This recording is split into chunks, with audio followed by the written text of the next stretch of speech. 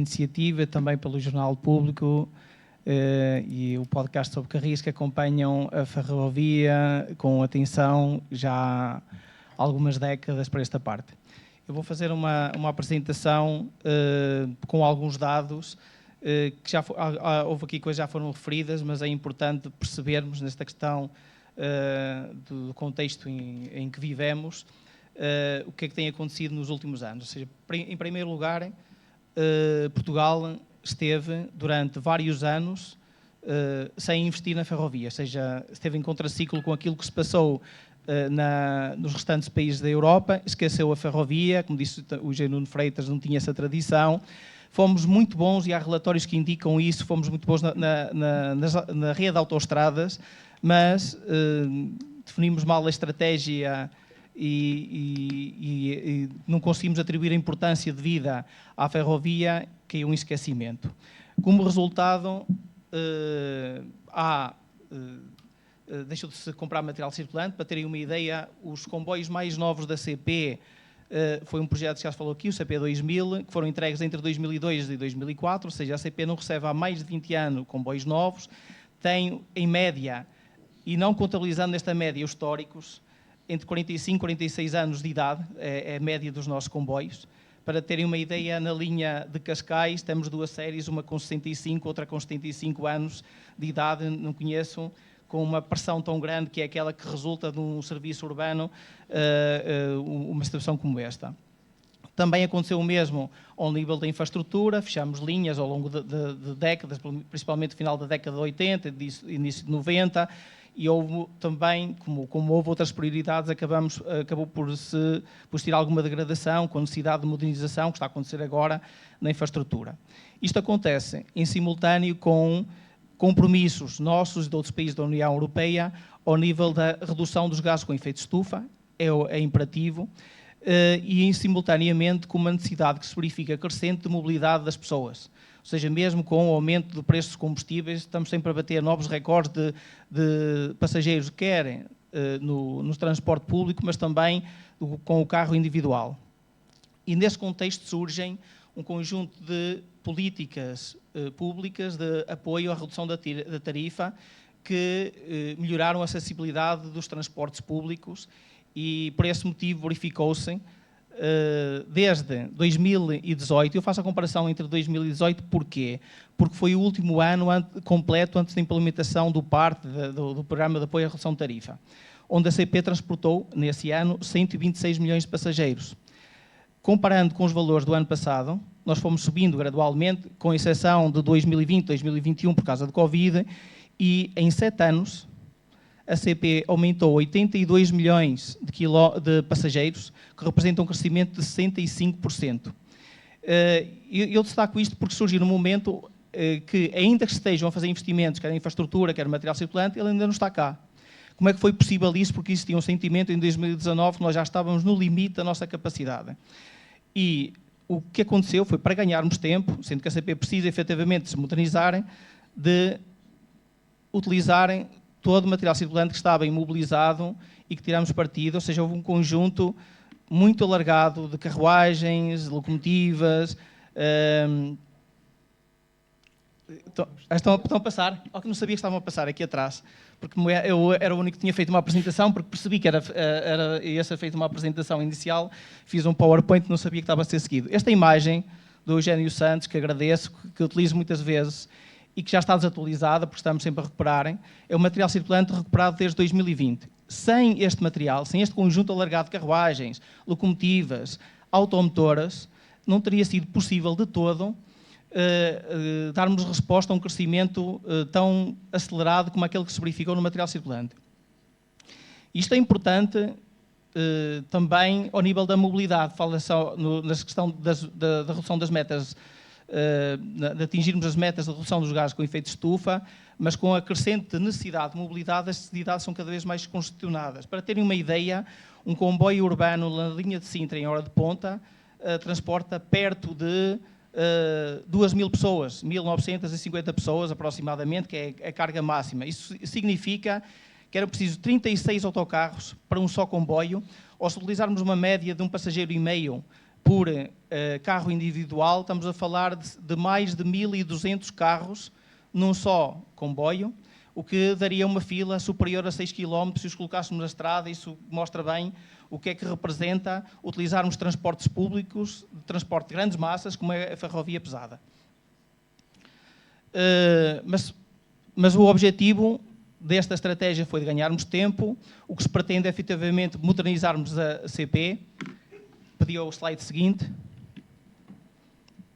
Não falando nos pilares todos, mas o nosso objetivo é modernizarmos a nível do material circulante, com material circulante novo, apostarmos, implementarmos um serviço de alta velocidade e modernizarmos a empresa também através da transformação digital, da inovação, utilizarmos essas ferramentas para sermos mais eficientes no que fizemos, melhorarmos a experiência do serviço que prestamos aos nossos clientes e também atingirmos, com um contributo importante para atingirmos o objetivo de sustentabilidade da empresa. Pedia o slide seguinte. Neste aqui mostra o que é que está a acontecer ao nível da aquisição de novo material circulante. Estamos distribuído entre 2 contratos, estamos a falar da aquisição de 175 novos comboios. Isto irá substituir cerca de 40% da frota da CP em veículos. Não chega, efetivamente, porque nós temos uma frota muito antiga, mas é a maior aquisição de sempre da CP. Estamos a falar de um investimento superior a 1.200 milhões de euros para estas 175 automotoras. A primeira a entrar aos serviços espera-se que aconteça até final deste ano, se tudo correr bem, e vamos continuar a ter nos anos seguintes, até 2032, 2033, a entrega das restantes unidades. Slide seguinte. Também estamos a ultimar o concurso para alta velocidade, já temos autorização tutelar e há um investimento de 584 milhões de euros para a aquisição de 12 comboios, no qual existirá a opção de mais 8, principalmente para ligações internacionais, e a construção de uma oficina de manutenção também pelo valor de 45 milhões. E o slide seguinte, por favor. Ao nível da inovação e transformação digital, a CP tem feito um trabalho importante nos últimos anos. Nós temos uma métrica com uma medição externa do Innovation Scoring da Cotec, já com medições já desde 2019, e desde essa altura nós mais do que duplicamos a pontuação que temos nessa área, ou seja, há uma evidente, uma crescente capacidade de inovação nos nossos produtos, e mostrando aqui alguns exemplos onde estamos envolvidos. A questão da informação em tempo real, que permitiu darmos, ainda foi falado no painel anterior, a importância da informação para os nossos passageiros, da posição dos comboios, os motivos de atraso em tempo real. Isto implementamos apenas com a capacidade interna, tirando informação que pode ser proveniente de vários sistemas, como sistemas de telemanutenção, infraestrutura a bordo, tablets maquinistas, o APVC, conseguimos saber a localização de cada um dos comboios. Isto alimenta não só a app, o site para os nossos clientes, mas também alimenta um conjunto de ferramentas de apoio às operações, de apoio comercial, no front office, etc. Falou-se aqui do Next Stop, não podemos esquecer. Atenção que a informação em tempo real ganhou uma menção honrosa, não é? No prémio na categoria de mobilidade e logística, feito pelo Prémio Cidades e Territórios do Futuro, isto o ano passado, organizada pela Associação Portuguesa para o Desenvolvimento das Comunicações. O sistema Next Stop, não perdendo aqui muito tempo, também está-nos a permitir resolver problemas de obsolescência, e é o melhor sistema de informação aos passageiros que nós já temos neste momento, comparativamente com os demais. E, para além disto, também foi finalista no Portugal Digital Awards. Temos uma nova app, um novo site com novas funcionalidades e que também tira partido da informação em tempo real. Estamos a modernizar o parque de máquinas de venda automática, nos últimos anos, com a introdução de mais de 300 máquinas novas. Não podemos esquecer também os comboios com os sistemas de telemanutenção. Gradualmente estamos a instalar sistemas de telemanutenção, o que melhora também a informação, a capacidade de melhorarmos a manutenção, o desempenho do material circulante, mas também funciona como ferramenta de desempanagem em linha, que permite resolver rapidamente problemas e muitas vezes com um impacto muito diminuto ao nível de serviços. já foi falado aqui, nós estamos envolvidos com muito orgulho também no projeto Train Solutions, que permite desenvolver um conjunto de capacidades. Não esquecemos os nossos passageiros com mobilidade reduzida. Está aqui um exemplo, só de uma das séries, a CP investiu cerca de 2 milhões de euros na instalação de elevadores para pessoas que se deslocam em cadeira de rodas. Mesmo não sendo obrigatório para este material circulante, entendemos que é uma responsabilidade nossa, enquanto empresa pública. Temos feito trabalho todos os anos com melhorias a esse nível, reconhecido por um conjunto alargado de associações que representam pessoas com necessidades específicas, que representamos também. E, como último exemplo também, o ambiente digital de tração. Nós hoje temos um tablet nas cabinas de condução que funciona como um assistente virtual de apoio à condução, com um conjunto de ferramentas, não só digitalização de documentos, mas conjunto de ferramentas que está a monitorizar a ação do maquinista, está-lhe a dar informação, nomeadamente por voz, ajudando e tem impacto também, não é, ao nível da segurança da circulação. E esta aqui também, da sua categoria, teve o primeiro prémio no Portugal Digital Award. Ou seja, demonstra que há um conjunto de trabalho que está a ser desenvolvido. Isto são apenas alguns exemplos, mas que nos parecem ter enquadramento nos objetivos também deste painel. Acima de tudo, o que estamos a fazer, sempre com o objetivo de manter a empresa sustentável, até porque as regras europeias assim o exigem. Obrigado. Obrigado. Pronto, sem mais delongas, passo a palavra ao ONG Carlos Fernandes. Boa tarde a todos. Agradecer em primeiro lugar à FEUP o convite para estar aqui hoje. Portanto, a Infraestruturas Portugal gera as redes ferroviárias e rodoviárias. Eu vou, neste caso, obviamente, falar da questão da ferrovia e vou tentar responder ao primeiro desafio, que é encaixar nos 5 ou 6 minutos um tema tão vasto como aquele que o Cássio Pereira acabou de nos transmitir, e tentar falar aqui muito rapidamente de 4 tópicos. A primeira questão que ia falar era das intempéries. Relativamente às infraestruturas, quer ferroviárias, quer rodoviárias, os grandes riscos são, no fundo, os ciberataques, porque nós, quando falamos de digitalização, falamos também do aumento de risco de ciberataques, das falhas energéticas, e tivemos recentemente um grande apagão que testou a capacidade da infraestrutura, e as alterações climáticas. Nós tivemos só na rede ferroviária quase 700 ocorrências durante aquele espaço de semanas do tal comboio de tempestades. Conseguimos resolver quase 75% logo nos primeiros dias e praticamente reabrimos todas as linhas, à exceção da beira interior, que tem um troço fechado ainda, e uma parte significativa da linha do Oeste tem também, naquele caso, cerca de 25 grandes ocorrências que estão agora a ser resolvidas e carecem de desenvolvimento de projeto e tudo isso. Relativamente a este tema, nós tínhamos desenvolvido o PRIARC. O PRIARC é um plano, no fundo, de aumento da resiliência das infraestruturas às alterações climáticas. Teve uma primeira fase de identificação dos riscos e das vulnerabilidades e depois uma segunda fase da análise da adaptação das infraestruturas e a definição de medidas físicas e não físicas para o aumento da resiliência. Essas alterações, essas adaptações estão a ser incorporadas nos projetos sempre que nós modernizamos uma linha. Por exemplo, a linha de vendas nova está agora em modernização, nós vamos substituir 70 PHs, portanto, as PHs não tinham secção capaz, no fundo, de fazer face àquilo que são as nossas novas regras. No caso do Casa Branca Beja, vamos subir a rasante da linha, em alguns casos 3 metros, vamos substituir uma grande parte das pontes. E para ter uma ideia das consequências disto, a linha da Beira Alta, que era historicamente uma das mais flageladas por este tipo de eventos, passou praticamente incólume por este conjunto de tempestades, sem qualquer problema, e portanto isto resulta já da obra de modernização que nós fizemos. O segundo ponto é o investimento. Nós vamos já no terceiro plano de investimento. O primeiro foi o Ferrovia 2020, o PETI 3+, que no fundo teve um investimento relativamente grande. A aposta foi na internacionalização, portanto nos eixos internacionais, nas mercadorias, na eletrificação e na sinalização. Um investimento de 2 mil milhões de euros, está praticamente concluído e foi o primeiro grande projeto de investimento na ferrovia depois de muitos anos. Depois seguiu-se o PNI 2030, o plano de investimentos para esta década.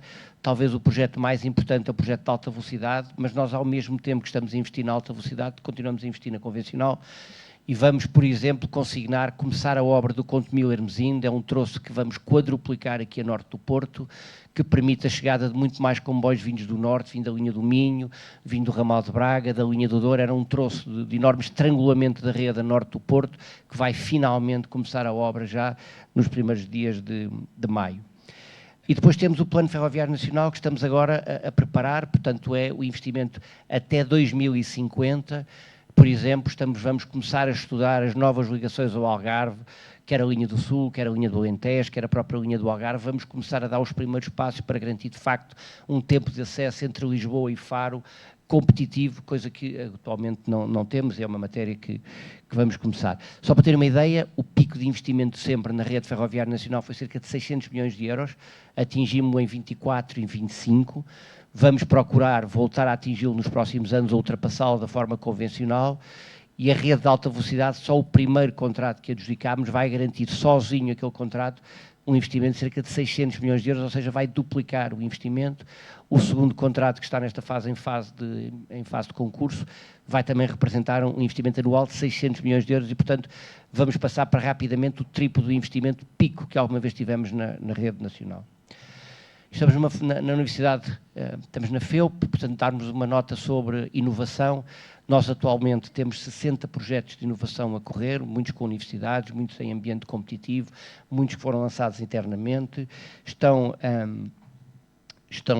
no fundo, discriminados em 5 eixos estratégicos: inovação verde e adaptação, 13 projetos, infraestruturas seguras e resilientes, 9 projetos de inovação, gestão inteligente e integrada de ativos, 28 projetos, é de facto o eixo mais representativo em termos de número de projetos, mobilidade centrada no cliente, 4 projetos, inovação, organização e cultura, 6 projetos, portanto uma área importante. Aprovámos recentemente a estratégia de inovação da companhia e, portanto, é sobre essa estratégia que vamos desenvolver. E depois a questão da manutenção, também, obviamente, extraordinariamente importante, para a qual nós temos 3 princípios basilares. Gestão de ativos baseada no estado dos ativos, o conhecimento do estado dos ativos. A internacionalização das atividades de inspeção e supervisão, portanto, essa não externalizamos, consideramos que é core, somos nós, no fundo, a desempenhar essas tarefas, quer de inspeção, quer de fiscalização, de caracterização dos nossos ativos, e depois uma abordagem flexível relativamente à própria execução. Há subsistemas que nós temos uma grande componente de execução interna, por exemplo, a catenária, grande parte da manutenção de catenária é feita por equipas nossas, e outras em que externalizamos completamente, nomeadamente a via, são equipamentos pesados, e aí externalizamos completamente. E depois a forma como abordamos a manutenção, e já um bocadinho neste trinómio da digitalização, da sensorização e da inteligência artificial, um primeiro pilar que é o que foi feito, onde e com que recursos. Estamos a desenvolver cadastro digital de toda a nossa infraestrutura, estamos a migrar os nossos sistemas para SAP S/4HANA, essa será a base do nosso cadastro, é aí que estará o depósito de toda a nossa informação relativamente às vias, à catenária, à sinalização, às subestações e por aí fora. É aí que vamos carregar não só a informação, mas todas as intervenções, todos os recursos que estão sendo feitos nessa infraestrutura.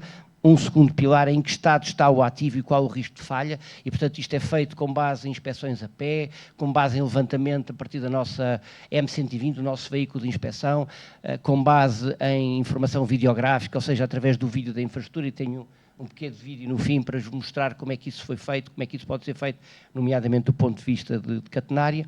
E o terceiro pilar é o desenvolvimento do plano de investimentos, ou seja, olhando para aquilo que é os nossos ativos, o investimento que foi feito, o estado desses ativos, desenvolver o plano de investimento. Como sabem, os recursos são finitos e, portanto, é preciso prioritizar aquilo que temos de fazer, e é esse o terceiro pilar, onde é que devemos investir primeiro para manter a sustentabilidade, a eficiência, a eficácia e a segurança da nossa infraestrutura. Eu tinha um pequeno vídeo para fazer. Pedir ao Bruno que passe o vídeo agora, por favor. 10 segundos. Ok. Isto é um pequeno vídeo que foi feito, ou melhor, é uma tecnologia que foi desenvolvida em casa. A partir das filmagens da nossa catenária, nós conseguimos identificar todos os isoladores. Os isoladores são uma das fontes de problemas, de eventos de indisponibilidade na catenária. Nós conseguimos identificar todos os isoladores e agora vamos treinar a máquina para ela detectar os isoladores que estão partidos, que têm problemas, através de imagens legendadas e não legendadas, para começarmos a identificar rapidamente, e isto depois pode ser equipamentos de vídeo que podem ser instalados, quer em máquinas nossas, quer, por exemplo, em máquinas ACP, e rapidamente identificarmos os isoladores que têm problemas, e uma equipa de manutenção pode, na noite seguinte, ir lá e isolá-los e substituí-los, e, portanto, isto é um exemplo dos muitos, podemos aplicar isto também à via. Estamos a fazer um esforço grande de tirar as nossas equipas de inspeção do terreno. Nós fazemos inspeções a pé nas linhas, obviamente que isso introduz riscos e tem impactos significativos na operação dos comboios e, portanto, queremos o mais rapidamente possível tirar as pessoas da linha, mas há muitas coisas que nós hoje em dia identificamos com as pessoas que ainda não conseguimos identificar automaticamente, nem nós, nem as nossas congêneres, e é nisso que estamos também a trabalhar, no fazê-lo automaticamente. Muito obrigado. Professor Recalçada.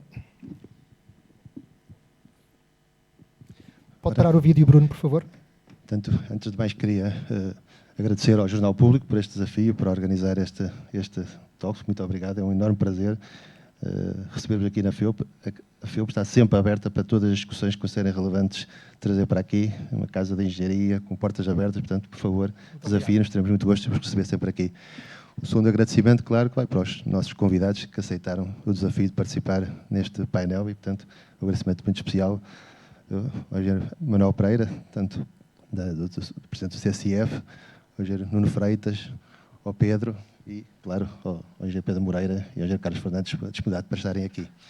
Eu ia pedir só para passar um pequeno vídeo, só que é muito curto, mas que permite, de alguma maneira, está incompleto, mas permite dar uma ideia de começamos há algum tempo nestas coisas e a mensagem que passa.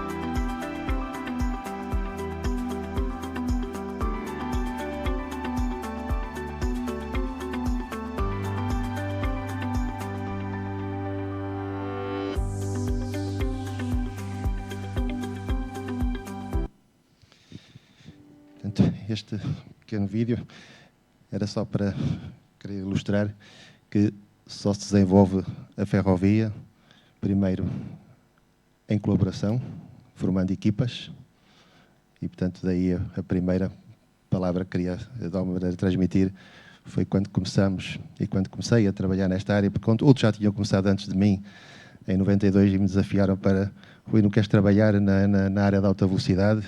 E estávamos na altura a abrir a linha Madrid-Sevilha, portanto foi o início. E, nesses contactos que fiz, descobri aqui, primeiro, ao contactar entidades que trabalhavam nessa área, só vais conseguir desenvolver essa área se conseguir juntar todas as várias áreas de engenharia e não só. A engenharia só não chega e, portanto, a primeira coisa foi abrir e procurar dentro de casa primeiro conhecimento. E tive a oportunidade de encontrar colegas fantásticos que já trabalhavam nestas áreas há muito tempo. E está ali o professor Adriano Carvalho, o professor Gerardo Ferreira e muitos outros que eu não quero, de alguma maneira, esquecer, mas que mostraram que podemos começar a colaborar e só colaborando entre várias áreas da engenharia que é possível desenvolver a ferrovia. Porque a ferrovia é um sistema, diferentemente de um sistema rodoviário em que eu posso projetar a infraestrutura muito desligada do veículo. A ferrovia é um sistema. Se eu não interpretar isto como um sistema, eu não consigo, no fundo, fazer uma análise completa. E foi isso que começamos a procurar como fora do país. Fomos muito longe, fomos à Coreia, fomos ao Japão, convidamos especialistas na altura com apoio e presto aqui o meu tributo ao engenheiro Carlos Fernandes, já do tempo da RAV, não é? Em que se procurava lançar este projeto, buscar o conhecimento mais especializado que havia em todo o mundo. Trouxemos especialistas do Japão, trouxemos especialistas de Itália, de Espanha e tudo, e acima de tudo o que nos apercebemos foi que nós também conseguimos fazer. Conseguimos fazer como? Relacionando-nos com os melhores. E foi o que fizemos ao longo destes anos todos, de alguma forma, nunca desistindo da ferrovia. Portanto, acho que esse foi o grande, de alguma forma, eu não quero dizer sucesso da FEUP, porque, sinceramente, não me interessa o sucesso da FEUP, interessa-me o sucesso do país e da ferrovia. Foi procurar fora o conhecimento mais avançado que existia, independentemente de ser moda ou não no país dos ciclos de investimento. Passamos por momentos em que ferrovia, estás a trabalhar numa área, nós nunca desistimos e, portanto, trabalhámos em muitos projetos europeus e a nossa principal desilusão na altura era, nós estamos a desenvolver conhecimento, a aplicá-lo, ainda por cima em demonstradores, que depois é a Tráfico Verkehr que está a explorar. Desenvolvemos tecnologia com a Acciona está a vender em todo o mundo, com outras entidades também da área de material circulante, e isto era, para nós, uma lacuna para o país, não estar a aproveitar o conhecimento e, ainda por cima, poder dar saltos quando tem todas estas... Tem as pessoas, tem os melhores engenheiros do mundo. Assim, não tenho que dizer que é comparar com a Alemanha, digo que é com o mundo. Tem excelentes engenheiros e, portanto, o que começamos a fazer na altura foi sempre isto só se faz juntando pessoas. E a primeira, acho que grande aposta, acabou por ser juntar dentro da faculdade, abrir portas, somos muito pequenos para não colaborar, juntar os atores, lembro-me das participações incipientes que tínhamos em projetos europeus, em que a IP também, desde o início, se preocupou sempre em participar, a CP também estava presente, começámos a encontrar algumas empresas a participar em projetos europeus e começamos porque é que não agregamos esse conhecimento e na altura, lançamos a Plataforma Ferroviária Portuguesa. Éramos 8 entidades a remar completamente contra aquilo que eram as orientações, de uma maneira, políticas e os objetivos estratégicos do país. Mas assim o formamos, essa entidade hoje já tem mais de 130 entidades a trabalhar e descobrimos coisas maravilhosas, é que temos empresas a trabalhar para todo o mundo, a fazer os tais componentes, mas não sabem integrar. E muitas vezes não sabiam fazer engenharia, sabiam era fazer aquilo que lhes encomendavam. E, portanto, era preciso subir na cadeia de valor. Como? Só há uma maneira de subir na cadeia de valor. É quando estas coisas começam a colocar a funcionar em conjunto, é que começam a surgir os desafios. Não é quando produzo um componente de uma forma isolada, é quando tenho que o pôr a funcionar em conjunto com o outro.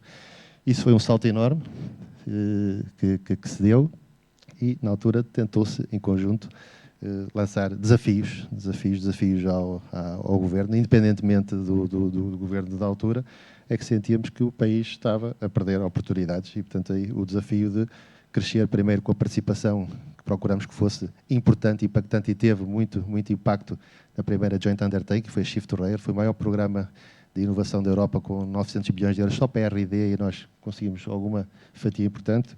E permitiu-nos evoluir, neste momento, ter um consórcio português, na altura tivemos que entrar num consórcio francês, em que estão as entidades que estão aqui e outras entidades do sistema nacional envolvidas numa nova PPP de inovação, que é a Europe's Rail. E isso só foi possível juntando pessoas com vontade de colaborar e com uma paixão enorme para a ferrovia. Não se pode continuar com esta persistência, e aí, mais uma vez, uma homenagem a todos os colegas pela enorme paixão, não é? Eu conheço o engenheiro Carlos Fernandes desde a altura e digo-lhe sempre o meu maior desejo, e desejo isso também dos outros colegas, que porque conheço talvez já há mais tempo, é que seja ele a poder lançar a construção do primeiro troço de alta velocidade, que portanto lutou por isso quando estava na RAV e portanto merece-o todo, porque é preciso ter uma resiliência enorme para nunca desistir. E não podemos desistir do país. Em termos de novos projetos, portanto, lançamos depois o Centro de Competências Ferroviária. É um projeto que precisamos de acarinhar e juntar a vontade, porque foi um projeto que nasceu realmente de quem gosta da ferrovia, é preciso criar as condições para ele se poder desenvolver. Ele, neste momento, é um projeto que não está a ter o desenvolvimento, e é preciso dizê-lo com coragem, que merece. Temos as condições únicas, porque andam já por todo esse mundo, únicas ali em Guifões, e quem dera que um dia seja Guifões, seja vários sítios no país. Temos condições únicas para poder escalar ou sair do laboratório, ir com teses e com empresas e colaboração com as empresas para esse centro. Na altura fizemos uma candidatura também a um laboratório colaborativo. Azar dos diabos, foi o laboratório colaborativo classificado com a máxima pontuação de sempre de todos, e já fomos tarde, não apanhamos o comboio, às vezes vai tarde um bocadinho, não é? Chega tarde. E não conseguimos financiamento, e também está, e portanto acho que há aqui uma solução, que é juntar esse conjunto de entidades privadas às entidades públicas e desenvolvermos claramente esse centro. É um projeto que neste momento precisa de ser alavancado a bem do país e portanto tudo faremos, e espero contar com todos os atores para levarmos a bem do país. Não é bem da FEUP, nem é bem da IP, nem é bem da CP, nem é bem da GIDA, é bem do país, e portanto é isso que acreditamos e queremos mobilizar. Obrigado, para já fico por aqui, e acho que já excedi o meu tempo. Bom, minha primeira pergunta: apesar de estarmos na academia, eu permito-me, não vou fazer perguntas muito elaboradas, não vou falar de doutrina, nem questões muito teóricas, pelo contrário, permitam-me que faça até umas perguntas muito terra a terra, porque as pessoas aqui presentes, além de professores universitários e de estudantes do ensino superior, são também passageiros, são utilizadores do sistema, são clientes. E permitam-me que partilhe com a assistência a viagem que eu fiz ontem das Caldas da Rainha para o Porto. Peço ao Bruno que ponha a primeira fotografia, por favor. Eu viajei nesta automotora das Caldas da Rainha até Coimbra, grafitada desta forma. Não havia uma única janela onde os passageiros pudessem poder ver a paisagem, não se sabia quais eram as estações, as pessoas tinham que se pôr de pé para saber onde é que estavam. E isto é a automotora Acida das Caldas da Rainha, e como podem ver, o display diz Casa Branca. E eu perguntei ao revisor o que é que se passava, e ele disse-me que o display estava avariado. E o que é curioso é que em agosto ou setembro passado eu viajei nesta mesma automotora, e nessa altura o display continuava avariado e mantinha lá Casa Branca em vez de dizer Caldas da Rainha ou Coimbra. E é interessante, como o Sr. Presidente da CP falou aqui na inovação e na transformação digital, como é que durante 9 meses a mesma automotora tem um display que não é sequer reparado. O terceiro slide, por favor. Depois, além da automotora estar nesta situação, as duas casas de banho não tinham água em todo o seu percurso. E a motora já chegou assim às Caldas da Rainha sem água e voltou para Coimbra sem água. E, portanto, eu trouxe aqui este exemplo, e podemos dizer que estamos a falar das margens da rede. É certo que a CP é sobretudo Lisboa-Porto, mas isto que eu aqui estou a trazer não é exceção, é regra na linha do Oeste, também acontece na linha do Voga, acontece também muito na linha do Alentejo. E, portanto, a minha pergunta era muito simples e muito terra a terra, como eu acabei de dizer. Era perguntar ao Sr. Presidente da CP como é que a empresa que se quer projetar no futuro com a transformação digital, com alta velocidade, e não consegue resolver estas questões de gestão corrente. Obrigado. Obrigado. Relativamente à linha do Oeste e linha do Volga, quando estamos a falar de linhas de material ainda diesel, nós estamos efetivamente com uma dificuldade muito grande neste momento, porque estamos com escassez de material circulante diesel, porque já tivemos que entregar, tínhamos um contrato de aluguer com material circulante em Espanha, que acabaram por atingir o limite de quilómetros, e tivemos que entregar. E neste momento estamos com muita dificuldade, até porque há alguns atrasos em eletrificação, por diversos motivos, que poderão certamente ter a sua explicação, mas estamos com uma pressão muito grande ao nível dos nossos serviços, principalmente devido à escassez e também devido às condições de exploração, onde nós não temos muitas vezes capacidade de ou substituir unidades, porque estamos a utilizar a totalidade do material circulante que nós temos. Há às vezes dificuldade ao nível das grafitagens, porque há questões de leis ambientais que que nos obrigam a ter locais específicos para as grafitagens, e as grafitagens obrigam a manobras que nem sempre são possíveis de fazer.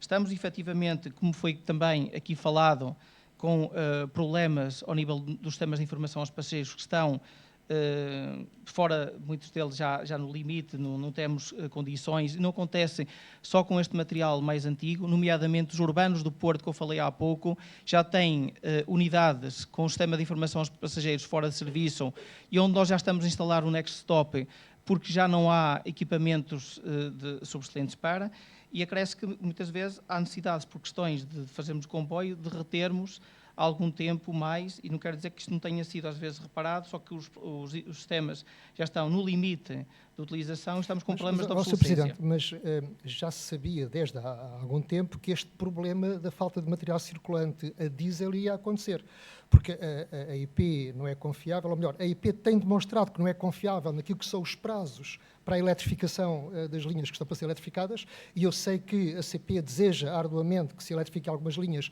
nomeadamente a do Algarve, para poder trazer material a diesel para o Oeste e para o Alentejo, mas tendo em conta todo o histórico, a minha pergunta é: porquê é que não houve um plano B para evitar esta situação limite que nós agora vivemos? Houve um plano B, houve um plano C, e o plano D acontece que não foi possível, porque não há material diesel disponível com facilidade. Nós temos estado nos últimos anos, nomeadamente em conversação com a Renfe, nomeadamente os colegas da ME, ainda no passado dia 10 de abril estiveram lá.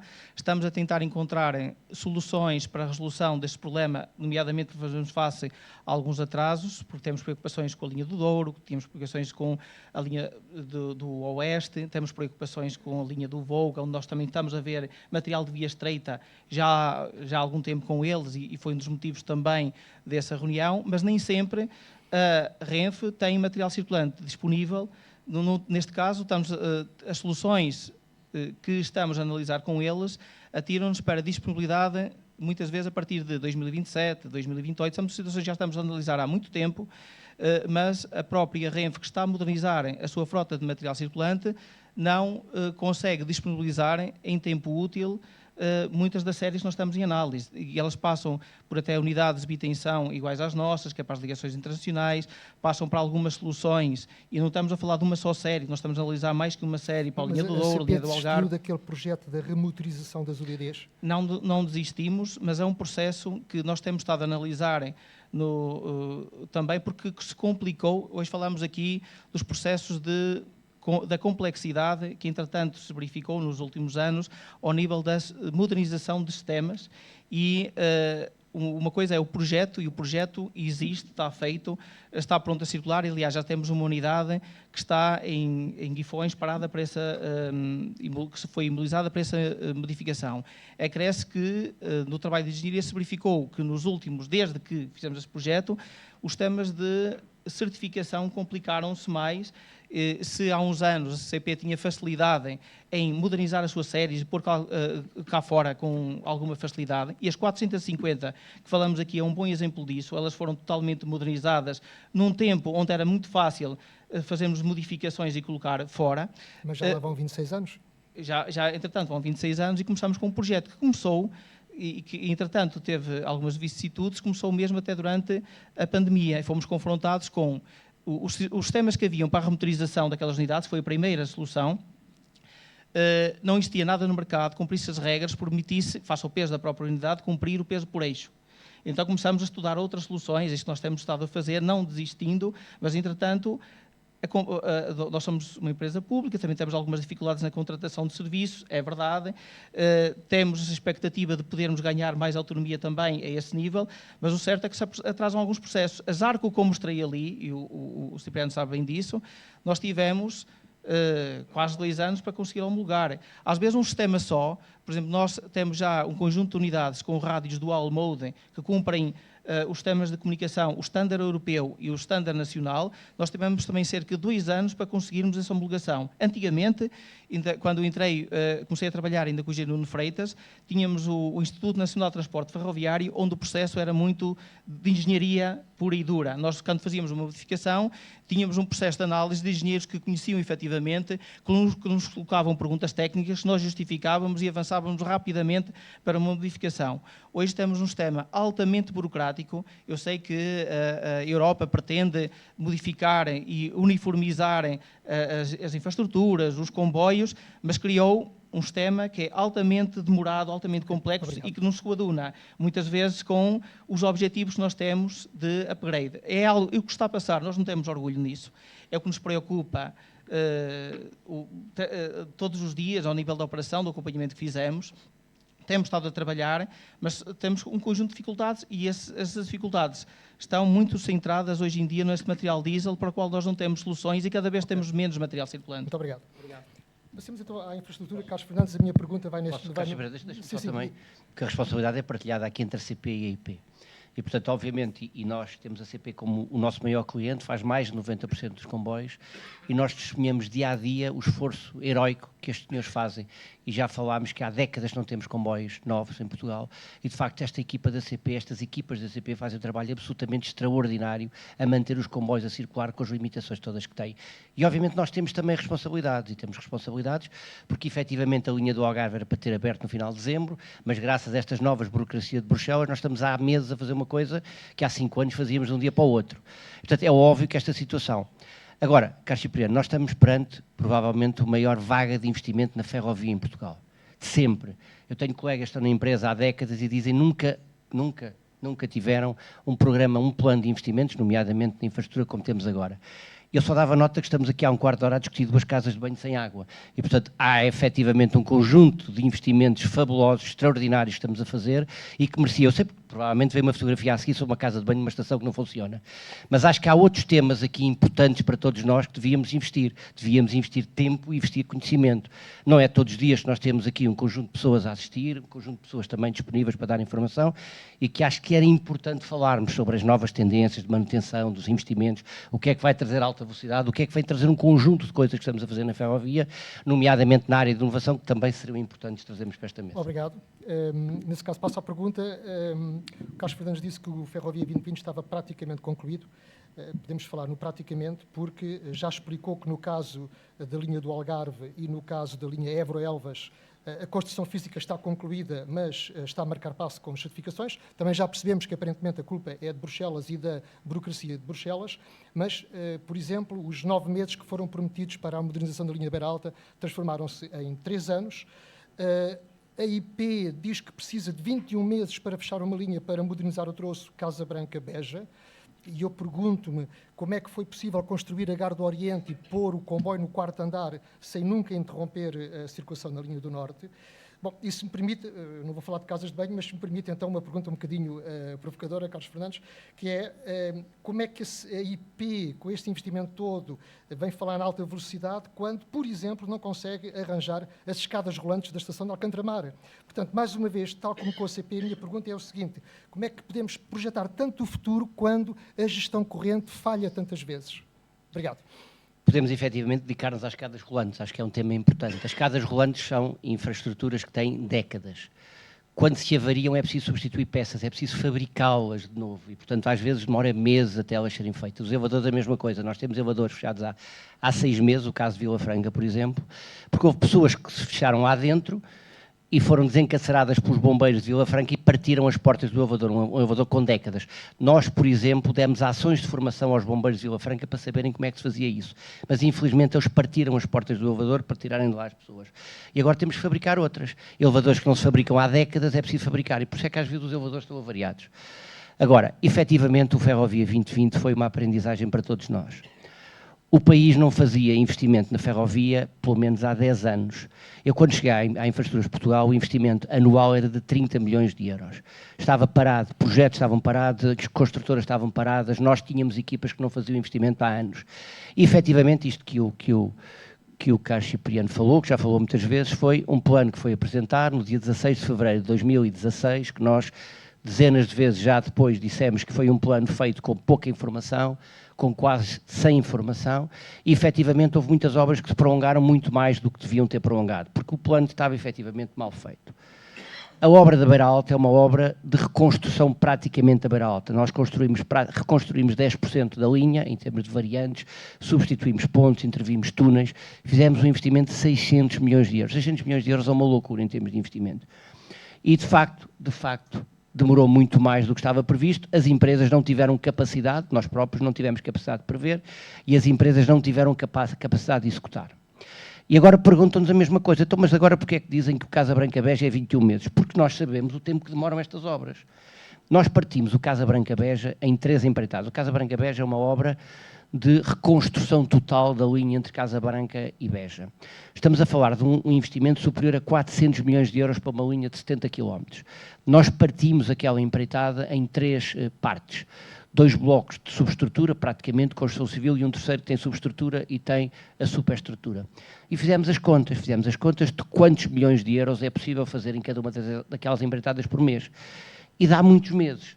Eu não sei se dá 21 meses, nós vamos avaliar quando o projeto estiver feito, mas dá muitos meses. E nós, Infraestruturas Portugal, iremos propor encerrar a linha os meses necessários para que o prazo se cumpra.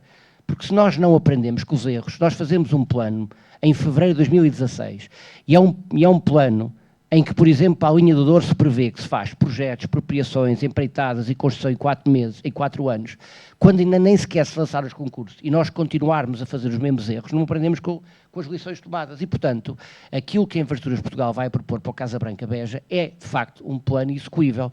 E o plano execuível terá tantos meses de linha encerrada quanto for possível. E, obviamente, a Garda do Oriente é um viaduto que foi feito autonomamente da linha e, portanto, fez em outras condições diferentes das atuais. Portanto, nós estamos a aprender, o mercado está também a ensinar-nos as suas capacidades e é com base nisso que faremos os próximos planos e que os apresentaremos. Muito obrigado. Professor Recalçada, a FEUP é, de facto, um bom exemplo naquilo que é a oferta de cursos para responder às necessidades do setor ferroviário. Queria agora abranger o zoom um bocadinho mais a nível nacional. A nível nacional, de facto, não há muita oferta, não há muitos cursos, não há muitos mestrados, não há muita oferta na academia para este setor. A minha questão era a seguinte: não existe oferta porque não existe procura? Ou, se houver mais oferta, acabará por haver mais gente? Ou seja, há pouco que o Manuel António referiu a necessidade premente que têm de quadros, de gente especializada, e que o mercado não tem. O que é que a academia pode fazer por isso? Bem, muito obrigado pela pergunta. Antes de mais, permita-me só retomar um bocadinho as palavras, no fundo, as perguntas que colocou aos exemplos anteriores, para uma mensagem um bocadinho mais positiva. Mais positiva no sentido de que o país, durante anos e anos, do ponto de vista político, não investiu em ferrovia. Portanto, durante esses ciclos em que não investiu em ferrovia, perdeu-se muito conhecimento. E quando se perde conhecimento de saber fazer, voltar a recuperar todo esse conhecimento de saber fazer demora anos. E, portanto, estas experiências que quer a CP teve com, na altura, eu lembro na altura que nos juntamos e chegamos, mesmo estávamos tão preocupados com a situação que chamamos mesmo de plano Marshall. Lembro perfeitamente de ter havido uma intervenção pública, a situação era tão grave que a gente tentou alertar as entidades políticas na altura, senão, se na altura não se tivesse avançado com a reabertura do centro de Guifões, eu acho que isto já tinha colapsado, não tínhamos comboios assim, tínhamos comboios assim parados, com as janelas partidas, não tínhamos, porque o que se conseguiu recuperar ali do ponto de vista de material circulante para minimamente repor aquilo que são, eu diria, uma qualidade mínima de serviço. Nós estávamos com níveis de serviço e temos que ser muito... Podemos falar em muitos indicadores, mas quando falamos a nível de vários indicadores, um bom deles é o do Boston Consulting Group, e nos colocava do ponto de vista a nível europeu, onde é que nós estávamos, quando partimos na altura, em 2019, julgo eu, foi para essa altura, estávamos em 3º lugar, só que era a contar do fim. Portanto, tínhamos Roménia e Bulgária, não é? Espero que não nos ultrapassem, há bocado não fez essa referência, espero que não. E, portanto, o país perdeu, os políticos não perceberam que os ciclos de investimento na ferrovia são ciclos longos, basta ir consultar qualquer rede internacional. São ciclos, normalmente um projeto ferroviário demora cerca de 8 anos, no mínimo, a instalar-se.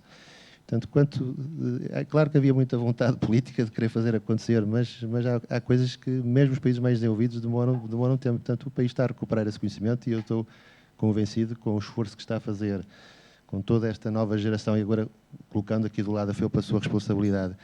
A FEUP foi responsável por, se calhar, já ter formado nos últimos tempos, houve um programa doutoral iRail, Sistemas de Tecnologias Inovadores para a Ferrovia, nós conseguimos formar cerca de 30 doutorados. Esses 30 doutorados, hoje em dia, estão no mercado, estão a trabalhar, estão a contribuir às empresas, estão envolvidas nos consórcios. Agora, só por curiosidade, em Portugal ou no estrangeiro? Muitos em Portugal, felizmente estão disponíveis, até estão a trabalhar até para os consórcios de alta velocidade, felizmente, a fazer alguns cálculos, aqueles tais cálculos complicados que nós já fazíamos para a Ciona, já fazíamos para entidades em todo o mundo nos projetos europeus e que não havia capacidade nacional de fazer, mas com esse conhecimento estamos a trabalhar com as empresas nacionais a fazer as tais cálculos que são precisos fazer. A engenharia faz-se com cálculos, mostrando. Lembro na altura de um desafio que foi com a Motengil, que foi desafiada a construir num mercado muito exigente, no mercado francês, e conseguimos fazer todas as verificações e eles instalaram mais de 200 passagens inferiores na linha Rennes-Le Mans e com isso abriu-lhes um mercado para outra linha. Estamos a falar de uma linha de alta velocidade. Tivemos a capacidade de fazer todos os cálculos perante os revisores chineses, o Sistra, que é quase uma referência, parece, da engenharia, e a gente às vezes mostrava cálculos muito mais bem feitos do que os cálculos que eles faziam. Portanto, há essa capacidade, agora não houve investimento. E o que é que temos que fazer? Estamos a apostar fortemente do âmbito de vários projetos na formação ao longo da vida. Eu acho que há uma quantidade enorme de engenheiros capazes de rapidamente se conseguir adaptar a um setor que é extremamente exigente, e eu digo que o setor ferroviário é mais exigente que muitos setores. Às vezes as pessoas não têm esta consciência, mas é mais exigente de trabalhar do ponto de vista de segurança, de passar algumas regras do que noutras áreas, e é um esforço enorme também que temos que fazer de atrair jovens para esta área, e estamos a começar, nós, tal como técnico, começar aqui a formar grupos com estes doutorandos que se formaram, estão a entusiasmar, estão a propor teses de mestrado, teses de doutoramento, sempre respondendo. Isso foi uma das coisas que, quando começamos o programa doutoral, nós não inventamos nenhum desafio, pedimos às empresas de lancem-nos os vossos desafios para nós resolvermos. Claro que encontramos ainda um mercado pouco capaz ainda de ter tomadores de tecnologia para realmente ter capacidade e portanto, o que precisamos é de continuar a trabalhar nesta colaboração entre academia, empresas, utilizadores finais, e reforçar estas alianças no sentido de conseguirmos acelerar e trazermos produtos para o mercado rápido, antes que eles se tornem. Temos essa experiência noutros mercados e muito bons exemplos, e somos capazes, de certeza, não de uma forma isolada, mas em colaboração, de conseguir transformar um setor que eu próprio sou a pessoa mais triste desse ponto de vista, de que é olhar um país que não tem uma ferrovia desenvolvida. E, portanto, isso é que... Mas estou esperançoso, nunca perco a esperança. Para todos, suponho. Muito obrigado. Só a última ronda de perguntas. Eu vou pedir ao Ruben que ponha já o QR Code para as perguntas depois. Sim. A propósito do comboio português, falou-se há pouco, e o Ruben há bocado disse que sonhar é grátis. Se fosse possível um dia as oficinas da CP poderem fabricar as carruagens para os comboios da CP, ou até mesmo as automotoras, produzir o seu próprio material circulante, que bom que seria. Mas a minha pergunta é esta: e a União Europeia deixa fazer isto? A União Europeia não tem a concorrência como um valor muito mais acima e a CP, de facto, poderia fazê-lo livremente, ou seria obrigada a ir a concurso no mercado internacional com as outras multinacionais para poder comprar material circulante? E já agora faço a segunda e última pergunta e ficamos despachados nesta ronda.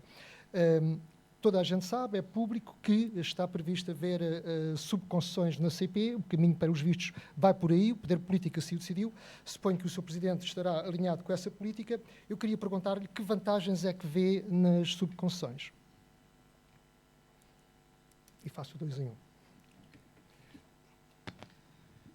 Relativamente à primeira pergunta, essa é uma preocupação que tivemos e que já foi analisada, efetivamente, e a resposta é que a CP não pode, enquanto empresa pública, comprar diretamente a este consórcio do projeto Train Solutions este comboio. Mas há aqui uma coisa que é importante. Este comboio que está a ser construído foi ele especificado em conformidade com as necessidades da CP e tem algumas inovações que são que podem incorporar futuros concursos. E não é dar vantagem, porque não é, quando o desenhamos não foi com essa vantagem, foi identificando aquilo que a CP entende ser importante no material circulante esta natureza ao nível das carruagens. Este projeto dá uma resposta a esse nível.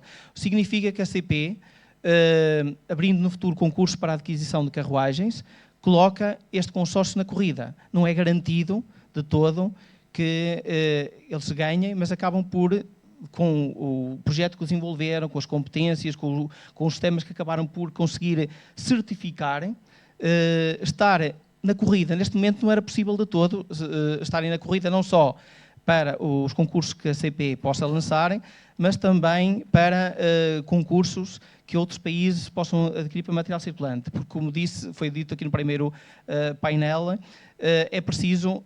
Todos os operadores pedem experiência no material circulante, projetos certificados, onde já está instalado, e eles não tinham essa referência, passam a ter uma referência. Pelo que eu percebi, a CP não é livre de produzir o seu próprio material. A CP seria livre de produzirmos o nosso próprio material, se entendêssemos nós fabricar. Acontece que este não é um projeto da CP. Aliás, inicialmente nós nem estávamos, na primeira fase, não fazíamos parte do consórcio, mas sempre estivemos com o consórcio. Nós ajudamos desde o primeiro momento, porque também entendemos que temos essa responsabilidade enquanto empresa pública, e ajudamos com todo o nosso know-how que o consórcio pudesse apresentar uma candidatura e sempre nos mostramos disponíveis para prestarmos todo o apoio técnico que o consórcio entendesse como necessário. Acontece que na segunda fase o consórcio percebeu a complexidade de um projeto destes e percebeu também, durante o momento que os ajudamos, que era importante a CP não só ajudar de fora, mas estar dentro do consórcio. Ou seja, este não é um projeto da CP, é um projeto onde a CP integrou, com muito gosto, que estamos a ajudar em tudo que está ao nosso alcance, que vamos ser um integrador, ou seja, nós vamos, nas nossas oficinas, montarem um conjunto de sistemas que foram desenvolvidos. Mas não podemos, porque não é um projeto nosso, não podemos, se quiser, ou então fazemos nós internamente, mas isso era colocar de fora, e não é esse o objetivo. Todas as empresas que desenvolveram este projeto, nós queremos alavancarem o desenvolvimento destas empresas, a colocá-los no mercado. E mesmo que o projeto não seja desenvolvido, há um conjunto de sistemas que, por si só, ao serem certificados, os colocam na corrida. Certo, já falámos sobre isso. E a segunda questão? Relativamente às subconcessões, há um trabalho efetivamente desenvolvido que nós entregamos nos últimos dias também na tutela em conformidade que nos foi pedido pelo Sr. Ministro, como é público, só que ainda não tivemos oportunidade de o discutir o nosso ponto de vista. Não queria estar aqui, por esse motivo, a dizer o nosso ponto de vista, a dar informação que não foi previamente discutida. Agora, nós tivemos, com este trabalho que nós desenvolvemos, está lá a nossa posição, e tivemos todo o cuidado de perceber de que forma é que, caso avance, porque ainda não está tomada uma decisão final desse nível, pelo menos o que nos foi transmitido, o que nos foi pedido foi um projeto, um trabalho, uma análise, um estudo que concluímos, que nós entregamos e queremos discutir. Não obstante, a nossa preocupação está sempre de que forma é que, caso avance, está salvaguardado os interesses também dos trabalhadores e de que forma é que este projeto pode contribuir para, se for o caso, para o aumento da eficiência operacional ou até para garantir, garantir a sustentabilidade futura da empresa, ou seja, só iremos, é essa a nossa posição, avançar se estiverem garantidas condições que são importantes para a operação, para o desempenho operacional e para a sustentabilidade futura da empresa. Não é então garantido que vá avançar? A nós foi-nos pedido um projeto. Existe esse objetivo político e nós fizemos o nosso trabalho. E agora temos que o discutir, o trabalho que entregamos, temos que o discutir com a tutela, daí que não queria estar a avançar com pormenores, porque não seria ético também da nossa parte, sem o discutirmos previamente com a tutela setorial. Ok, obrigado. Carlos Fernandes, do ponto de vista do gestor da infraestrutura, haver subconcessões, não haver subconcessões, é neutro, é absolutamente indiferente? Isso são estratégias do acionista-Estado, que obviamente a nós não nos compete avaliar. Nós estaremos aqui, enquanto gestor de infraestrutura, para gerir a rede e garantir disponibilidade àquilo que foram os operadores em cada momento. Já no caso da concorrência, suponho que, havendo mais operadores, é benéfico ter mais clientes, suponho eu. Acho que o ter mais clientes ou mais operadores, acho que é benéfico para todos. A concorrência normalmente estimula a qualidade, a eficiência, a eficácia e tudo isso. E, portanto, há exemplos claros. Mas, mais uma vez, é uma matéria do regulador e do Estado. E, portanto, o gestor de infraestrutura tem que operar a rede e tem que garantir aquilo que são os níveis adequados de qualidade e de segurança. Obrigado. professor Rui Calçada, do ponto de vista da doutrina, do ponto de vista teórico, o que é que lhe oferece dizer sobre ou ter uma CP integrada única ou tê-la segmentada com algumas partes concessionadas? Eu acho que é melhor ter uma CP integrada forte e, simultaneamente, relativamente ao tema da concorrência, há bocado falava-se da presença de uma grande empresa nacional no nosso país.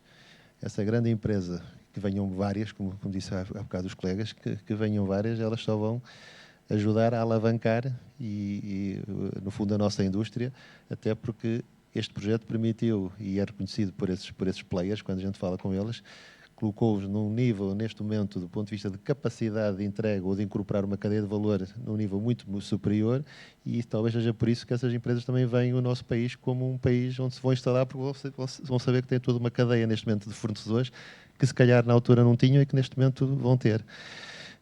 Só relativamente ao tema da competição. Eu participo quase anualmente nas jornadas de alta velocidade em Espanha, e os números que eu tenho neste momento nas linhas, pelo menos nas linhas de alta velocidade, e imagino que a concorrência só tem tido com o Engenheiro Carlos Fernandes, tem aumentado as cotas para todas as empresas que operam nas linhas, e portanto... Por exemplo, no Madrid e Barcelona é absolutamente fantástico. Temos 4 empresas neste momento. Já agora, enquanto começam as perguntas, gostava de perguntar ao José Carlos Fernandes, pela experiência que nós temos do que aconteceu em Espanha, que toda a gente sabe que em Espanha apostou as fichas todas na alta velocidade e descurou a rede convencional, basicamente tem alta velocidade e tem as cercanias, os suburbanos. O mesmo também aconteceu em França, onde neste momento há um grande debate na SNCF, que investiu-se muito na alta velocidade nas últimas décadas, e neste momento há um problema grave na manutenção da rede convencional, e também a própria Alemanha, onde o ICE era rei, e neste momento o ICE também anda sempre muito atrasado, porque de facto as opções foram para a alta velocidade e descurou-se nestes países a rede convencional. A minha pergunta para si era a seguinte: nós tomámos essa vacina, não vai acontecer connosco? Nós começámos um bocadinho ao contrário de Espanha. Espanha, acho que em 25 foi o primeiro ano em mais de se calhar 1 ou 2 décadas em que o investimento na convencional foi superior ao investimento de alta velocidade. Nós fizemos ao contrário, portanto, nós recomeçámos o investimento na ferrovia pela rede convencional, como eu falei há pouco, o PETI 3+, o maior programa de investimento das últimas décadas. Continuámos com o PNI 2030, e o PNI 2030 tem efetivamente já uma componente forte de alta velocidade da linha Lisboa-Porto, Porto-Vigo, e agora foi também acrescentado, incluído o Lisboa-Madrid. E a razão de estarmos a desenvolver a linha de alta velocidade ou as linhas de alta velocidade em modelo de parceria público-privado é exatamente para garantir que nós temos capacidade de continuar a investir na convencional, e aqueles valores que eu dei há pouco são importantes. Os números têm impacto, têm peso, os números são objetivos. Nós, nos picos máximos de investimento, conseguimos investir 600 milhões de euros por ano. Foi o máximo que atingimos em Portugal. E dificilmente, no modelo tradicional de fazer projetos de execução, lançar empreitadas, etc., é muito difícil subirmos significativamente. E se de facto queremos recuperar este enorme backlog que nós temos que arranjar outro modelo. E, portanto, o que estamos a fazer na IP é continuar a investir significativamente, e temos muitos investimentos que estão a ocorrer nesta altura, na linha de vendas novas, no Poceirão Bombel, no Contomil Hermesinde, continuamos a acabar Cascais, estamos a arrancar com o Douro agora o Marco Régua, temos o resto do Douro para modernizar, temos muitos investimentos na linha, na rede convencional, que queremos continuar a fazer, queremos continuar a garantir os meios, os recursos para a manutenção, e numa estrada paralela, digamos assim, ou numa linha paralela, temos os modelos de PPP, em que nos modelos de PPP nós não estamos a externalizar mais nada do que externalizávamos. Nós estamos apenas num contrato só a garantir que é feito o projeto de execução, é feita a construção e é feita a manutenção dentro do mesmo pacote contratual, e, portanto, tudo aquilo que já fazíamos continuamos a fazer. Agora, há uma escala diferente. Reparem, nós investimos nos últimos 4 anos, eu diria, números redondos, na ordem dos 2.000 milhões de euros na rede convencional e já na rede de alta velocidade no Corredor Sul. Portanto, 4 anos investimos 2.000 milhões de euros, qualquer coisa como essa. O primeiro contrato de PPP vale 2,4 mil milhões. Ou seja, num contrato só, nós replicamos dezenas e dezenas de contratos que nós fizemos ao longo dos últimos anos. E de uma só vez pomos no terreno 2,4 mil milhões de euros. E o segundo contrato vale 2,4 mil milhões de euros. Ou seja, lançámos mais 4 anos de contratos. Quando continuamos a fazer no modo tradicional, na equipa, continuamos a desenvolver. Nós temos uma pequena equipa de alta velocidade, são 5, 6 pessoas, que depois mobiliza todos os recursos internos da IP, mais de 100 pessoas, para desenvolver também o projeto de alta velocidade. Mas continuamos ao mesmo ritmo a executar na rede convencional. Continuamos a preocupar-nos, como eu há pouco referi, eu pensei que eventualmente houvesse algumas questões sobre isso, sobre manutenção, estamos a revolucionar a forma como fazemos a manutenção e as PPPs também têm uma vantagem importante, que é, ao estar a contratar de uma só vez o projeto, a construção e a manutenção por 25 anos, eu garanto que vai nestes contratos haver recursos durante 25 anos, obrigatoriamente, para garantir a manutenção da rede de alta velocidade.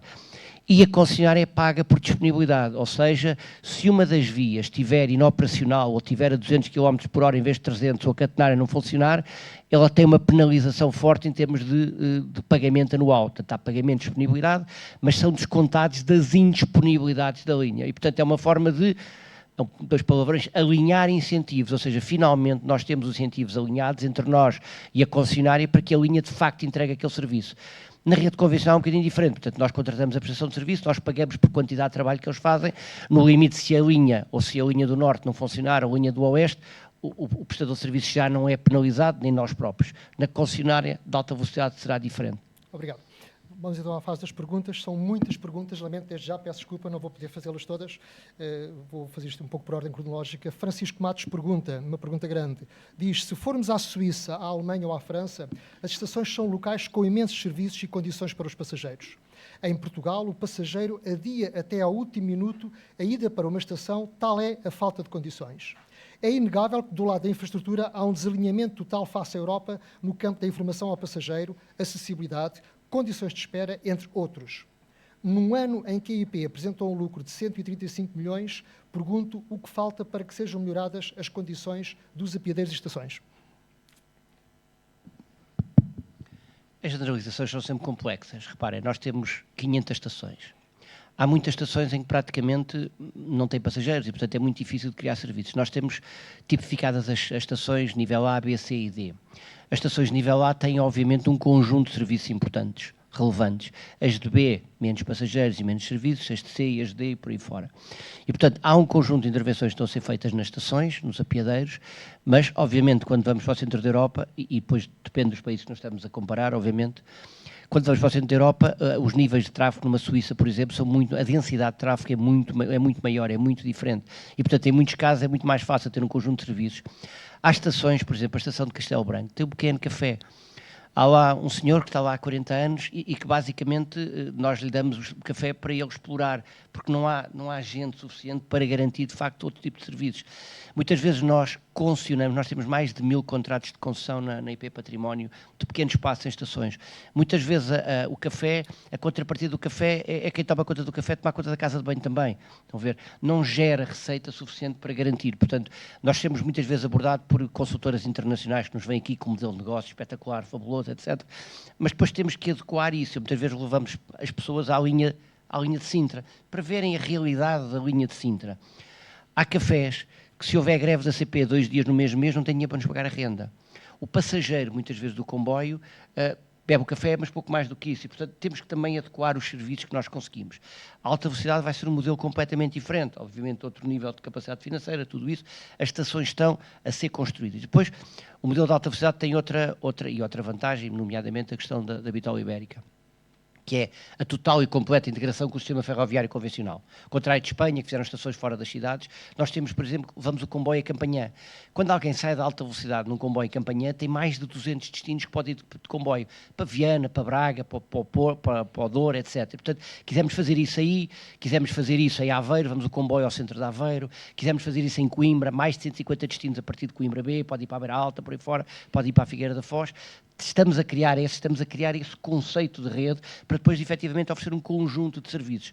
E nós acreditamos que isto que está a acontecer com a CP, que é o crescimento brutal dos passageiros, com o Passo Verde, vai permitir, obviamente, ter mais densidade, muito mais oferta de serviços, porque, obviamente, havendo densidade, há um conjunto de valências que nós podemos oferecer. Nuno Dias pergunta, voltar atrás e adotar soluções antigas não é vergonha, quando pode ser para melhorar o presente? Para quando a separação das infraestruturas ferroviárias da IP, Estradas de Portugal? para finalmente a ferrovia deixar de ser o parente pobre da EP? Rui Calçado, já tendo em conta que isto é uma questão mais doutrinária, mais teórica. Há de responder, mas vamos começar pela parte teórica. Eu posso. A EP é que deve responder. Eu posso dizer, quando há uns anos atrás aconteceu esta junção entre as estradas e a ferrovia, eu participava em montes de projetos europeus e o exemplo que foi apresentado era porque na Suécia, da Trafikverket, tinham feito isso, era um modelo espetacular, que era o único sítio que eu conhecia. Como por acaso, e viram ali naqueles slides, muitos dos nossos projetos que fizemos foi colaboração com a Trafikverket. Eu perguntei-lhes, mas isto alguma vez funcionou? E eles disseram-me sempre, nunca funcionou. Portanto, não consegui perceber, sinceramente, esse modelo.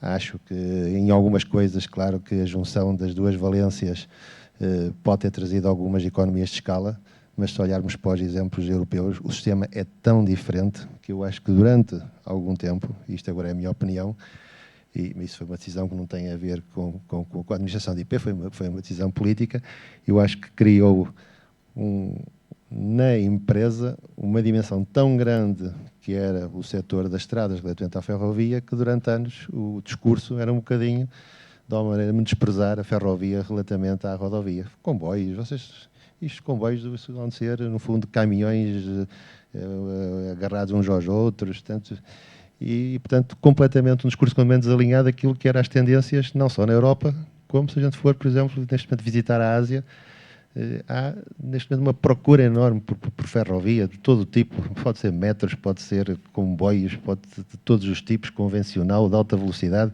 quer dizer, não há mobilidade de massas sem ferrovia. Depois,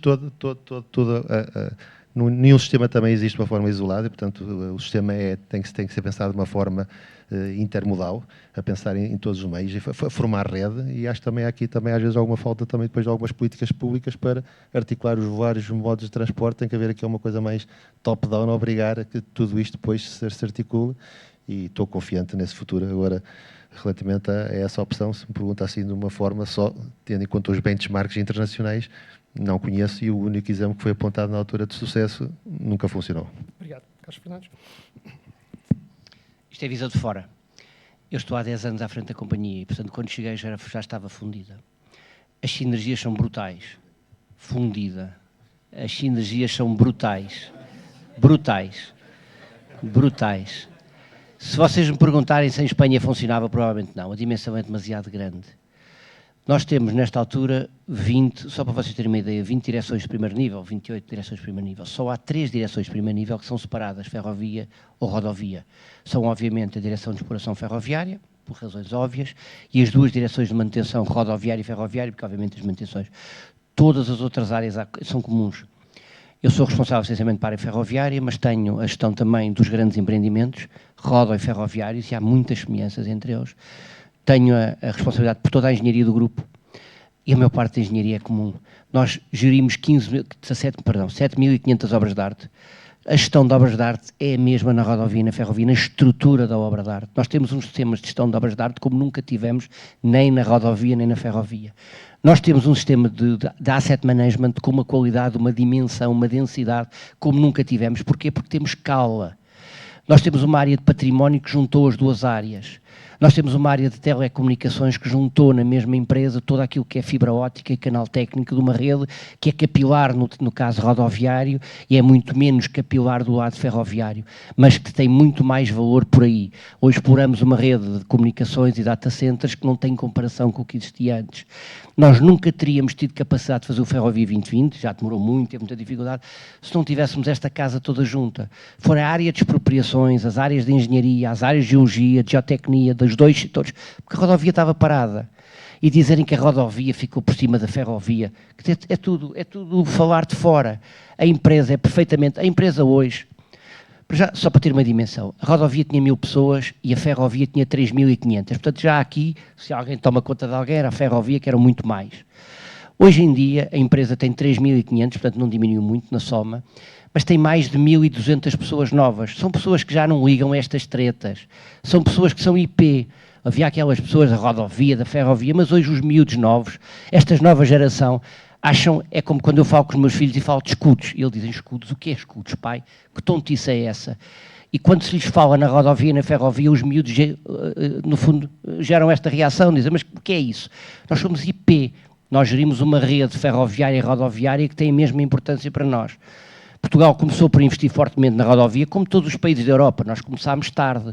Nós tínhamos 500 km de autoestrada e fizemos mais de 2.500. É verdade. São muito úteis. Temos uma das melhores redes rodoviárias do mundo. Hoje em dia estamos a investir na ferrovia e muitas das lições que aprendemos lá atrás, nomeadamente o modelo de PPP, estamos a aplicá-lo agora na ferrovia para replicar e rapidamente retirar este backlog. Portanto, esta empresa é capaz de gerir uma rede rodoviária, é capaz de gerir uma rede ferroviária em conjunto e há imensas sinergias. Depois fala-se muito sempre da questão da roda e do carril. Aquilo que é preciso articular entre a roda e o carril, entre a IP e a CP, e a IP e a MEDO e a Fertagos, são as questões de investimento.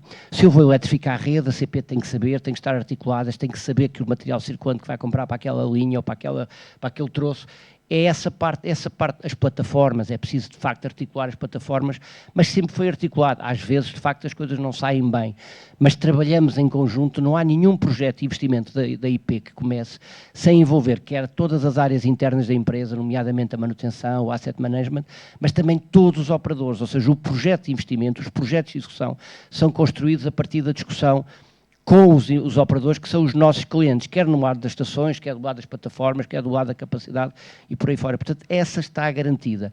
E do lado da empresa há, de facto, muitas vantagens em estarmos juntos, fundidos entre ferrovia e rodovia. Obrigado.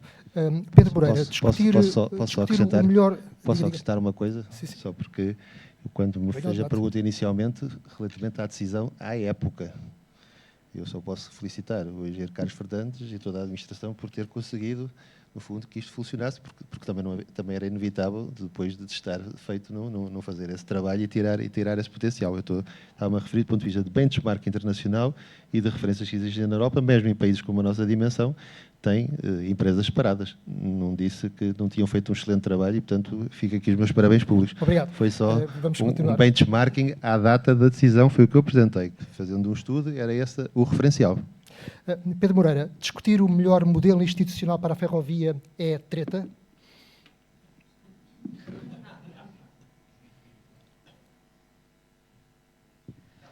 Bem, relativamente a esta questão, há aqui duas possíveis respostas. Uma delas, a primeira, não é totalmente isenta, há uma componente emotiva ligada a mim, uma vez que já estou há mais de 30 anos neste setor, e há um primeiro momento em 97, quando há a separação da infraestrutura da operação, e criou-se a ex-Refer, e depois há outro momento, em 2015, quando se fez a fusão entre as estradas de Portugal e a Refer e criou-se as infraestruturas de Portugal.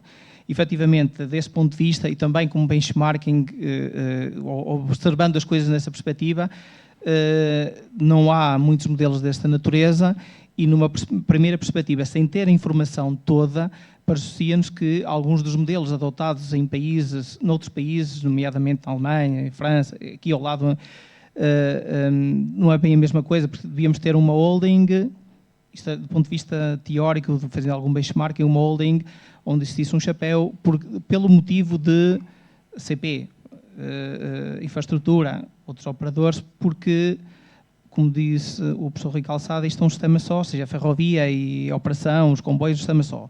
Por outro lado, não tenho dados do meu lado que me permita fazer uma comparação totalmente objetiva entre esse modelo para a realidade do nosso país e o modelo atual que resulta, segundo o engenheiro Carlos Fernandes, de sinergias que eles conseguiram juntar entre sistemas, estruturas que tinham montados do lado das estradas de Portugal e que agora fundiram essas duas áreas. Ou seja, uma coisa é o sentimento, uma coisa é o benchmarking que nós temos, a adaptação à realidade, qual é o modelo que melhor responde ao nosso país, carecia de uma análise que é complexa, para fazermos uma comparação face à realidade, às necessidades atuais, o que é que funcionaria melhor, efetivamente, para o nosso país.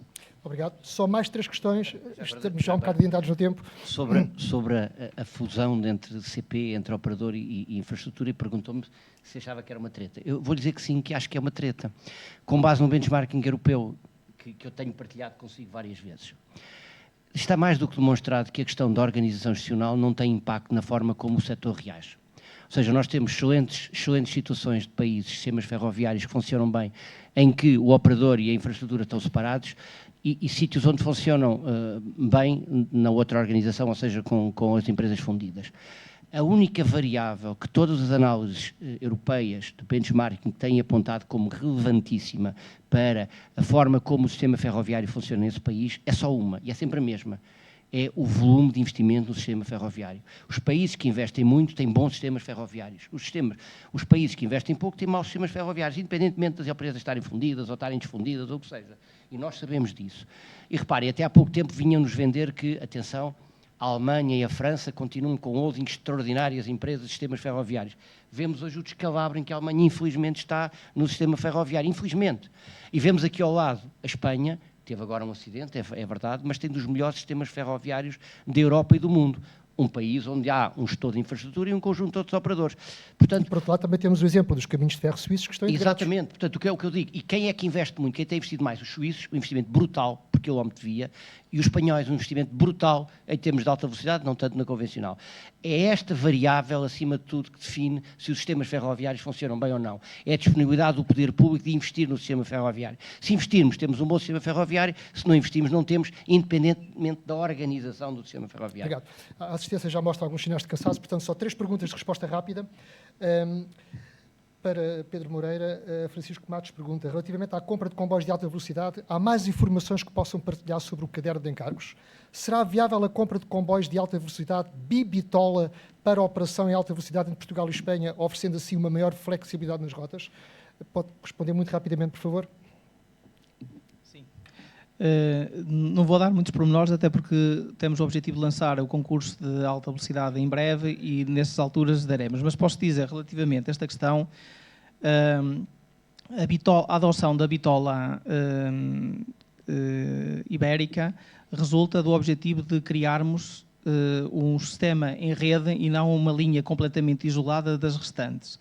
Sabemos que alguns no tempo vai ser necessário uma migração para a bitola europeia, para a bitola UIC, mas ainda não sabemos exatamente quando que isso vai acontecer. E tanto do lado da infraestrutura, tanto como também do lado do material circulante, acautelou-se esse sistema, ou seja, estamos a falar para esta aquisição dos 12 comboios com 8 opção, é a bitola fixa, que é a bitola ibérica, para operar na rede que vamos construir em Portugal. Do lado da infraestrutura, ela vai estar preparada para fazermos a migração para a bitola europeia, quando se entender ser necessário, e do lado também do material circulante. O material circulante vai estar preparado para mudar de bitola apenas substituindo rodados, a especificação a esse nível obriga que seja possível sem substituição do AGIS, apenas substituindo rodados, a CP, quando for necessário e se for necessário, no tempo, vamos estar preparados para essa migração. Penso que é suficiente. Sim. Já agora, Carlos Fernandes, uma pergunta muito rápida. Qual o número de engenheiros contratados nos últimos anos pela IP? Sabe? É uma pergunta difícil, mas várias centenas de engenheiros. Nós temos atualmente mais de 700 engenheiros, porque o número varia entre técnicos e engenheiros, mas contratamos muitos engenheiros novos, mas como disse, contratamos mais de 1.200 pessoas, ou seja, dos 3.500, mais de 1.200 foram contratados há poucos anos. Obrigado. Última questão, lamento, não posso continuar, também para Carlos Fernandes. Qual o ponto de situação do projeto de alta velocidade em Porto de Gaia? Localização ou não na estação de Gaia, 1 ou 2 pontos? Ora, uma pergunta sobre alta velocidade. Agradeço a assistência. Portanto, o projeto de alta velocidade de Porto de Gaia é o primeiro troço, está adjudicado, está assinado, esperamos que entre em construção nos próximos meses. Houve, de facto, uma avaliação ambiental de todo o troço. Os primeiros 6 lotes, salvo erro, foram aprovados e o troço desde Gaia até Campanhã não foi aprovado, quer relativamente à estação de Campanhã, quer à estação de Gaia, quer à ponte. Portanto, o consórcio vai, nos próximos dias, subter de novo esse troço e, portanto, a estação é aquela que a IP inicialmente submeteu à avaliação de impacto ambiental, a estação vai ser em Santo Ovídio, vamos ter uma ponte dupla, rodo-ferroviária, e vamos ter a regresso à solução nossa de Campanhã, com a estação de Campanhã como nós a desenhámos, essa já estava no mesmo sítio, ou seja, o projeto regressa integralmente àquilo que era a solução que a IP Obrigado, então. apresentou Portanto, à avaliação de impacto ambiental. Tudo acaba bem. Ok. Muito obrigado. Eu queria... Sim, por favor. Sim. Queria só dizer que, independente dos modelos que possamos criar, eu acho que o grande mérito há que saber, nas organizações, sabê-las funcionar. E, portanto, queria aqui, de alguma maneira, uma homenagem também, no fundo, à IP, por saber, independente da organização, colocar a empresa. Isso era o mais importante, colocá-la ao serviço do país. É isso que uma empresa pública tem que o saber fazer. A ACP, e mais importante de estarem juntos ou separados, é haver um clima institucional de grande cooperação, que isso é que é o mais importante. E é o que tenho assistido nos últimos anos, tenho assistido um clima de cooperação, que isso é que é importante, porque a ferrovia é um sistema, e mesmo a nível europeu, destruiu-se neste programa o Europe's Rail. Antigamente tínhamos um pilar que era infraestrutura, era material circulante e tudo. Agora temos exatamente o único que é um sistema de visão holística, e porque todas estas coisas têm que comunicar, não é? Hoje em dia o futuro está em os veículos saberem olhar para a infraestrutura, como aqui muito bem mostrou o engenheiro Carlos França, temos trabalhado muito nessa área, a infraestrutura, saber olhar a condição do veículo, as próprias técnicas de monitoração do próprio veículo, etc. E, portanto, isso é que é mais importante, é, em bem do país, as instituições saberem se relacionar, porque, acima de tudo, está Portugal, e, portanto, é isso que desejo. Ok, muito obrigado. Vou dar por encerrado este painel. Queria também uma última observação. O mundo ferroviário é um mundo muito masculino. Normalmente aqui neste lado são homens.